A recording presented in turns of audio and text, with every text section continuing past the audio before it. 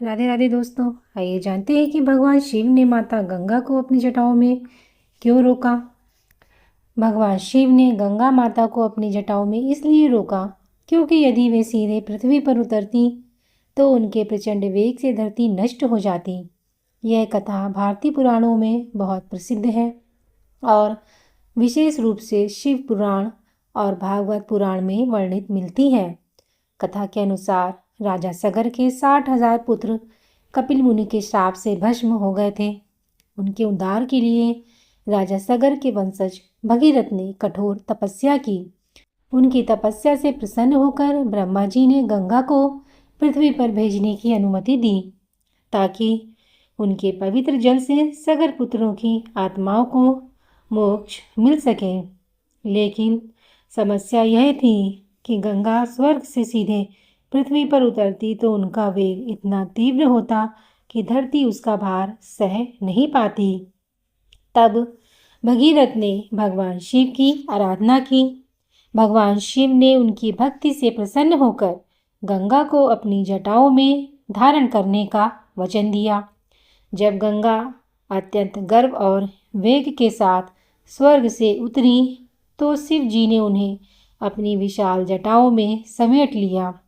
गंगा को लगा था कि वे अपने प्रवाह से सब कुछ बहा देंगी, परंतु शिव की जटाओं में वे उलझ कर रह गईं। इससे उनका अहंकार भी शांत हुआ।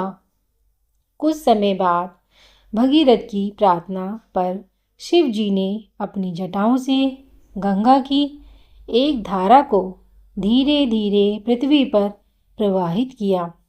इस प्रकार गंगा का अवतरण शांत और नियंत्रित रूप में हुआ। भगीरथ गंगा की धारा को लेकर उस स्थान तक गए जहाँ सगर पुत्रों की राख पड़ी थी। गंगा के स्पर्श से उन्हें मोक्ष प्राप्त हुआ। इसी कारण गंगा को भागीरथी भी कहा जाता है, क्योंकि भगीरथ के प्रयास से ही उनका पृथ्वी पर आगमन हुआ। इस कथा का एक गहरा आध्यात्मिक अर्थ भी है।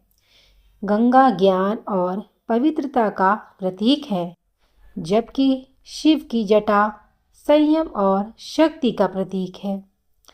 यह संदेश मिलता है कि अपार शक्ति को भी नियंत्रित करने के लिए धैर्य और विवेक की आवश्यकता होती है। यदि शक्ति अनियंत्रित हो तो विनाश का कारण बन सकती है, लेकिन जब वही शक्ति संयमित हो जाए तो कल्याणकारी बन जाती है।